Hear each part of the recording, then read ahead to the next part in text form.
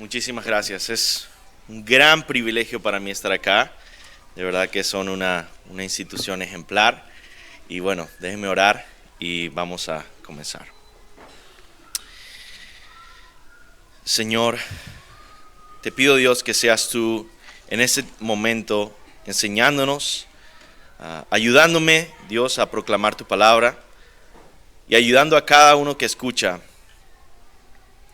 a ser verdaderamente edificado por tu Espíritu Santo, verdaderamente pastoreado por el buen pastor. Te lo pido, Dios, en el nombre de Jesús. Amén. Gracias por hacer las capillas como las hacen, ayudan muchísimo al predicador.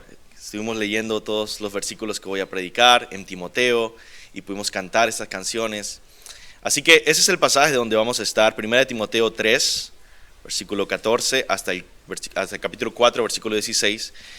Y el mensaje de hoy se titula Los 4 deberes del cristiano fiel.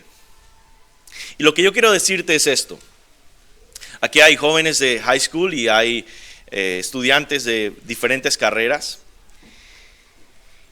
Yo les digo, hay ciertos deberes o ciertas prioridades que son diarias y ciertas dinámicas de vida que aplican para todo tipo de trabajos y estilos de vida.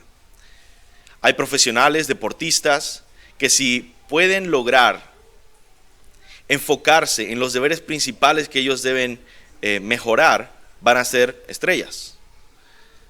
Igualmente con artistas, igualmente con pastores y con profesionales. Ahora, en la vida cristiana, en nuestra salud espiritual, esto también funciona así. Hay ciertas prioridades, hay ciertos deberes que van a hacernos cristianos maduros, saludables y fieles por el resto de nuestra vida, y que si descuidamos, definitivamente vamos a terminar desviados o por lo menos muy enfermos espiritualmente. Y por lo tanto, estos 4 deberes de los que yo voy a hablar, que Pablo habla a Timoteo, con una preocupación precisamente de ver un futuro en Timoteo que es próspero espiritualmente, que es saludable y que es bíblico y que Dios lo usa, estos 4 deberes me van a ayudar a mí a predecir tu futuro. ¿Qué tipo de abogado vas a ser en 10 años? ¿Qué tipo de maestro vas a ser en 20 años? ¿Qué tipo de padre o madre vas a ser en 25 años? Todo depende de si tú vas a ser una persona que vive diariamente sin abandonar estos 4 deberes que Pablo le da a Timoteo para moldear su vida y ministerio. Y puedo atreverme a decir que es muy, muy probable que si tú descuidas estos 4 deberes, vas a terminar siendo un abogado que de nombre decía ser cristiano, pero es corrupto. Un padre, una madre que no es realmente ejemplar. Un miembro de la iglesia que quizá antes venía, pero de vez en cuando no desaparece. Así que, ¿cuáles son estos 4 deberes? Para resumirlo, es esto. Los 4 deberes son creer la verdad del Evangelio, proteger la verdad del Evangelio, enseñar la verdad del Evangelio y vivir la verdad del Evangelio. Creer, proteger, enseñar y vivir el Evangelio bíblico. Créeme, si tú eres una persona que por el resto de tus días vas a creer el Evangelio, protegerlo, vas a enseñarlo y vas a vivirlo, podemos ver tu futuro. vas a ser un buen miembro de la iglesia en 30 años, vas a ser un excelente líder espiritual para tu hogar, vas a ser luz y sal en tu trabajo. Y esto es lo que Pablo comunica a Timoteo. Así que vamos a comenzar con el primero. Debemos creer la verdad del Evangelio. Pablo dice esto en 1 Timoteo 3:14. Esto te escribo, aunque tengo la esperanza de ir pronto a verte, para que si tardo sepas cómo debes conducirte en la casa de Dios, que es la iglesia del Dios viviente, columna y baluarte de la verdad. Indiscutiblemente grande es el misterio de la piedad. Dios fue manifestado en carne, justificado en el Espíritu, visto de los ángeles, predicado a los gentiles, creído en el mundo, recibido arriba en gloria. Lo primero que vemos que Pablo dice es que la iglesia es la casa de Dios. Dice la iglesia del Dios viviente, columna y baluarte de la verdad. Entonces entendemos que la iglesia no es cualquier cosa, ¿verdad? No es simplemente un edificio, no es simplemente un club, no es simplemente algo que añades a tu vida, o un grupo religioso, o algo que te va a ayudar a hacer ayuda social y va a ponerte en contacto con ayudar a los pobres o una institución de caridad. No, la iglesia es infinitamente más valiosa que esa, y además es una entidad teológica. Tiene una importancia eterna y espiritual para Dios, es la casa de Dios. Es un lugar único en todo el mundo. Mientras tú vives de lunes a sábado, por aquí y por allá, eres un cristiano, quizá eres un miembro de la iglesia yendo al mundo. Pero solo hay un momento cuando la iglesia que se reúne en el nombre del Señor es la casa de Dios. Y es único en el mundo y en el tiempo. Ahora, ¿qué es lo que Pablo enfatiza acá? Que la iglesia es un sostenedor de la verdad en este mundo. Es una entidad que guarda y contiene algo que Pablo le llama la verdad. ¿Qué es esta verdad? El Evangelio. El Evangelio es la verdad que contiene en él todas las verdades, en su sentido más último e infinito de la palabra. Por lo tanto, la iglesia que descuida ese enfoque del primer deber, creer el Evangelio, ese enfoque e identidad teológica, es una iglesia que ha perdido su identidad bíblica.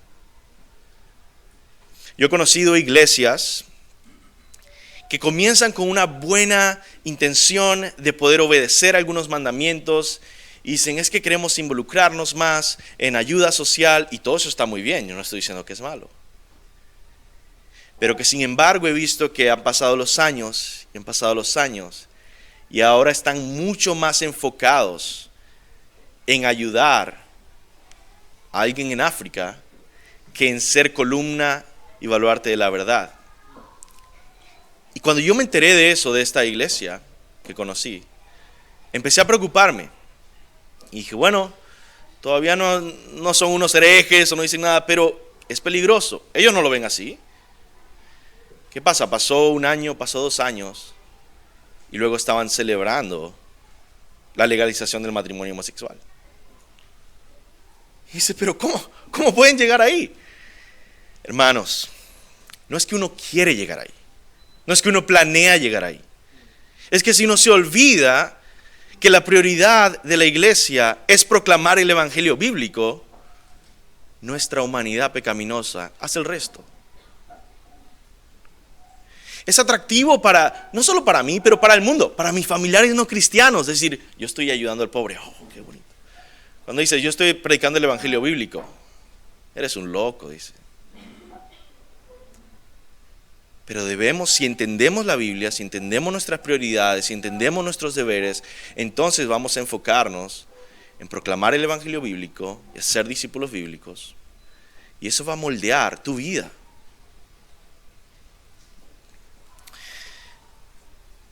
Así que medita en esto. ¿Eres un buen contenedor del mensaje del Evangelio de Dios puesto en ti como cristiano? De hecho, ¿conoces a profundidad el Evangelio bíblico? Y yo sé que muchos, habiendo escuchado la palabra Evangelio tantas veces, quizá desde este púlpito, piensan, yo ya conozco todo eso. Y sin embargo, cuando te dicen, ok, entonces expándelo, profundiza en qué es el Evangelio bíblicamente, ya te quedas medio callado. Has escuchado de la prioridad del Evangelio, has escuchado de la centralidad del Evangelio, has escuchado de cuán importante es, pero tú te has dedicado a profundizar y a conocer y creer el Evangelio bíblico. ¿Eres un buen contenedor de esta verdad del Evangelio en tu vida? El apóstol Pablo en 2 Corintios 4:7 dice, pero tenemos este tesoro en vasos de barro, porque la extraordinaria grandeza del poder de Dios, para que la extraordinaria grandeza del poder de Dios sea de Dios y no de nosotros. Le está hablando de que el Evangelio es este tesoro y nosotros somos un vaso de barro.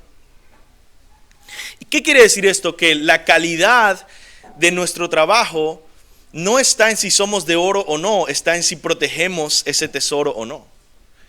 Está en si somos buenos contenedores del Evangelio o no. Imagina, yo sé que hace mucho tiempo estaba de moda como estar vendiendo contenedores. A veces era muy famoso esta marca de Tupperware, exactamente. Dice, compra ese porque ese es bueno, te va a durar por generaciones. Y quizás ustedes son jóvenes y han quizá heredado Tupperware. Imagina que un amigo tuyo te dice, no, pero yo tengo una mejor marca que no es conocida, pero es mejor. Y tú dices, ok, y compras su contenedor y pones algo muy importante, quizás un pastel de cumpleaños para alguien importante, y estás confiando de que ese contenedor va a hacer su trabajo, y ya lo dejas en la nevera y cuando lo abres está todo lleno de aguas de nevera. ¿Cómo te sentirías con tu amigo que te vendió ese contenedor? El punto es este. ¿Qué opina Dios de ti siendo cristiano si ha depositado el misterio del Evangelio en ti como cada cristiano que cree el Evangelio? Que es un mensaje. Ojo, no es algo físico, es algo que debes conocer, es un mensaje. Tiene un aspecto mental, intelectual, entender el mensaje de la revelación de Dios. Y en tu corazón guardarlo. Y sin embargo, tú vives con una prioridad de ser un buen contenedor del Evangelio, de creerlo, de entenderlo, de mantenerlo vivo en tu mente, en tu corazón. Ahora, para ser buenos contenedores del Evangelio tenemos que entenderlo. Por eso Pablo lo siguiente que hace en los versículos es, versículo 16, exponer el Evangelio. Dice, indiscutiblemente grande es el misterio de la piedad. Y empieza a hablar del Evangelio. Ahora, ¿por qué lo hace de esta manera tan rara? ¿Por qué lo hace tan poético? Porque muchos estudiosos dicen que probablemente él está citando un himno que los cristianos en esa época habían compuesto para resumir las verdades centrales del Evangelio, y por eso, en forma de himno casi, dice, Dios fue manifestado en carne, justificado en el Espíritu, visto de los ángeles, predicado a los gentiles, creído en el mundo, recibido arriba en gloria. Ese es el misterio de la piedad. ¿Y de qué se trata? De la obra de salvación de Dios. Primero dice, Dios fue manifestado en carne. ¿Esto es qué? La encarnación. Dios vino en Cristo y nació como un ser humano real en una época real. Algo muy interesante del Evangelio es que es una verdad histórica, sucedió. Es diferente a todas las demás religiones. No es como el hinduismo, no es como el budismo, no es con mitos y leyendas. Es con eventos históricos que sucedieron en una fecha específica, bajo gobernadores específicos, en un lugar geográfico específico. Y esto es lo primero que expresa. Dios fue manifestado en carne, nació de María, la Virgen, en Belén de Judea, en la época que reinaba César Augusto, el Imperio Romano. El Evangelio narra entonces cómo Dios irrumpió en este mundo, vino en medio de la historia humana para traer salvación. Lo segundo que dice es justificado en el Espíritu. ¿Qué significa esto? Eso es lo que muchos llaman vindicación, o que ha sido aprobado, vindicado en el Espíritu, y esto probablemente se refiere a la resurrección. En Romanos 1:4 dice: Cristo fue declarado Hijo de Dios con poder según el Espíritu por la resurrección. Entendemos esa explicación, es muy clara del apóstol Pablo. Es difícil, pero es claro lo que está diciendo. Al resucitar, Dios ha puesto el sello con poder de aprobación. Este es mi Hijo. Esto es lo que significa: Dios fue manifestado en carne, justificado en el Espíritu. Ahora, lo siguiente que dice es visto de los ángeles. Y esto probablemente se refiere a la ascensión a los cielos. Los ángeles atestiguan la entrada a los cielos. Dice después, predicado a los gentiles. Y esto habla de la expansión del Evangelio a todas las naciones.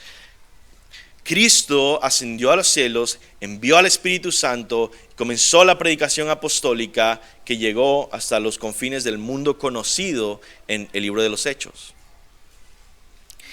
Y después dice, creído en el mundo. El Evangelio no solo fue proclamado, hablado en esas naciones, pero el Espíritu Santo con poder trajo arrepentimiento y fe en los elegidos, de tal manera que fue creído en naciones diferentes. La recepción del Evangelio se proclama en esta frase. Y por último, recibido arriba en gloria. Probablemente esto se refiere a que Él se sentó en el trono, como explica muchas veces la Biblia, adorado como Dios, con la autoridad de Dios y la adoración que Dios solo recibe porque Jesucristo es Dios encarnado.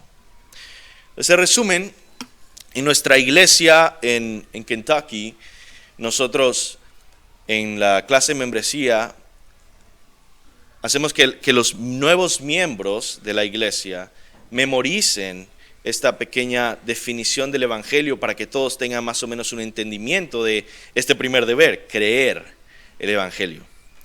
Y básicamente la frase que memorizamos todos dice así: el Evangelio es el mensaje de que Jesús vivió, murió y resucitó para salvar a los pecadores.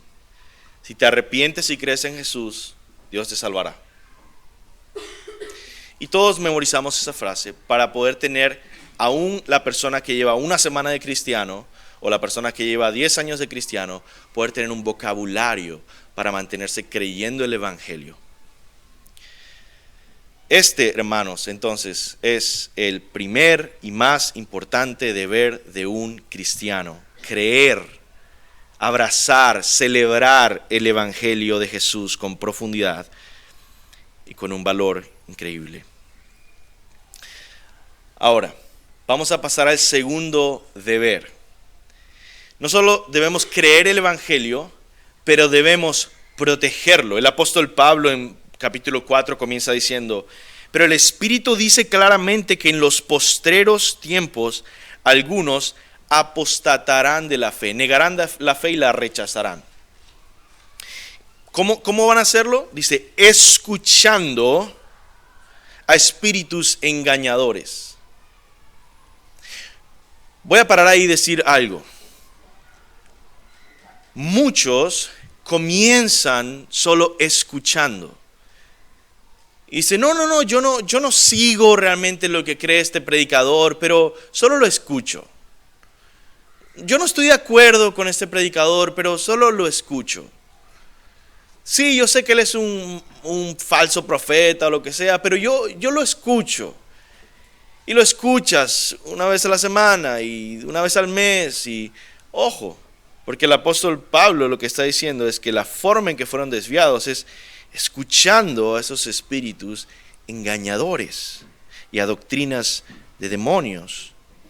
Por la hipocresía de mentirosos que, teniendo cauterizada la conciencia, prohibirán casarse y mandarán abstenerse de alimentos que Dios creó para que con acción de gracias participen de ellos los creyentes y los que han conocido la verdad, el evangelio otra vez. Porque todo lo que Dios creó es bueno y nada es de desecharse si se toma con acción de gracias.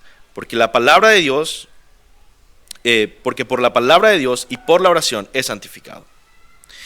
El texto nos presenta aquí una descripción detallada de los falsos maestros. Y se describen así. Primero, como engañadores. ¿Okay? Engañadores. ¿Qué se refiere a esto? Que los falsos maestros de los que tú debes protegerte el resto de tu vida, cuando Dios te dé una familia, cuando estés en tu trabajo, es de engañadores primeramente. Gente que logra engañar porque se ve confiable, porque se ve amigable. Muchas veces tenemos, y sobre todo cuando apenas somos jóvenes, tenemos en la imaginación, cuando dicen falsos maestros, que son como estas películas de princesas de Disney, que viene la bruja malvada y es obviamente la bruja malvada.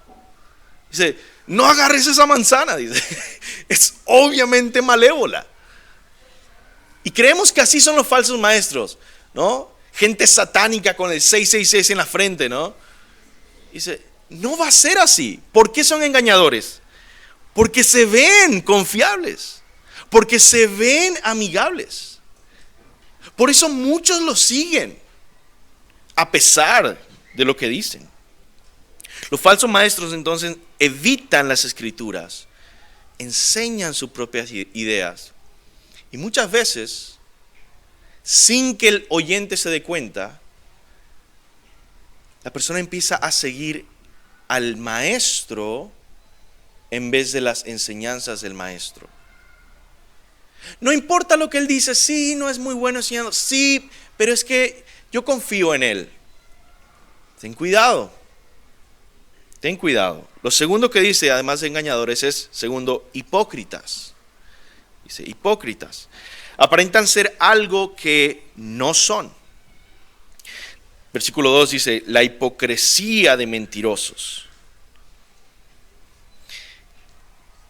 Quizás son dulces amigos. Quizás aparentan ser santos, iluminados, o grandes hombres de Dios, poderosos, haciendo milagros, o quizá grandes hombres misericordiosos, filántropos. Todo es hipocresía. Es interesante, ¿no? El apóstol Pablo lo dice directamente. Son hipócritas mentirosos, pero no se ven como hipócritas mentirosos. Y tercero, a veces no van a ser los mejores amigos, quizás no van a ser los que tú te llevas. A veces muchos oidores quieren encontrar maestros severos, y ese es el tercero, severidad. Hay muchos cristianos que desean ser regañados todo el tiempo y se gozan de escuchar palabras duras. Dice, ese es el que me gusta escuchar. Dice, me destruyó. Dice, ten cuidado. Los maestros de la palabra no están yendo a destruir a las ovejas, están yendo a edificar a las ovejas. Es una de las maneras más efectivas en que el hombre obtiene seguidores, por ejemplo en YouTube o en redes sociales, es ser rencillosos, peleoneros, exponer todo el tiempo hablar palabras duras y esos son los que tienen más views, ¿no? La gente quiere ver la pelea al salir de la escuela. Cuidado, tenemos esta tendencia natural, humana, de ver severidad. Y Pablo menciona específicamente en su contexto, el versículo 3, estos que prohíben casarse, mandan a abstenerse de alimentos, son severos. No son como estos, Pablo hablando de la gracia y de todas esas cosas, no. Ahora, yo quiero que entiendan unas cositas. Dice que por sus frutos los conocerán, Jesucristo. Y eso quiere decir que muchas veces podemos confundirnos de los frutos. Los buenos frutos no son tener un éxito ministerial. Mira, hay más gente, es un buen maestro, no. No es que me hace sentir bien cuando escucho. No es que me haga sentir mal cuando escucho. No es que hace cosas buenas de caridad. ¿Qué son los buenos frutos? Aquellos que con sinceridad buscan hacer la voluntad de Dios en público, en privado, en la vida personal, en servicio a Dios, en carácter aprobado. Aman al Señor y viven para servirle y amar a las ovejas del Señor. Ahora vamos a pasar al tercer deber rápidamente. Hemos dicho que debemos creer el Evangelio, debemos también proteger el Evangelio, debemos enseñar el Evangelio. Ojo, no estoy diciendo solo compartir el Evangelio. Es que hablé 5 minutos con alguien y ya, cumplí mi deber. Enseñar requiere sentarte con alguien a poder explicarle bíblicamente las profundidades del misterio de Dios. Y por lo tanto quiere decir hacer discípulos. Pablo otra vez dice, versículo 6, si esto enseña a los hermanos, serás buen ministro de Jesucristo, nutrido con las palabras de la fe y de la buena doctrina que has seguido. Desecha fábulas profanas y de viejas, ejercítate para la piedad. Y en fin, termina, versículo 9, palabra fiel es esta y digna de ser recibido por todos, que por esto mismo trabajamos y sufrimos oprobio, porque esperamos en Él, Dios viviente, que es el Salvador de todos los hombres, mayormente de los que creen. Esto manda y enseña. Pablo menciona algunas características de un maestro aprobado por Dios, y bueno, yo quiero listarlas. Un buen predicador es uno que se nutre a sí mismo de la palabra de fe y buena conducta, dice. Segundo, un buen predicador es uno que desecha especulaciones y curiosidades para enfocarse en el mensaje principal de las Escrituras. Es fiel a lo que la Escritura obviamente enseña. Tercero, un buen predicador es uno que se disciplina y se ejercita para la piedad, es decir, para estar devoto al Señor y crecer en santidad. Y cuarto, un buen predicador está dispuesto a trabajar duro y a sufrir por el evangelio bíblico. Y yo creo que si yo pregunto cuáles son tus predicadores favoritos o los maestros que más han influenciado tu vida, quizá voy a escuchar diferentes nombres, probablemente de celebridades, de pastores, ¿no? Pero si te hago la pregunta, ¿por qué esa persona es tu predicador favorito? ¿Por qué es tu maestro favorito? Ojalá que tu respuesta sea, porque me mostró la palabra de Dios que me lleva a Cristo. Que no tenga que ver con que es que tiene un acento argentino.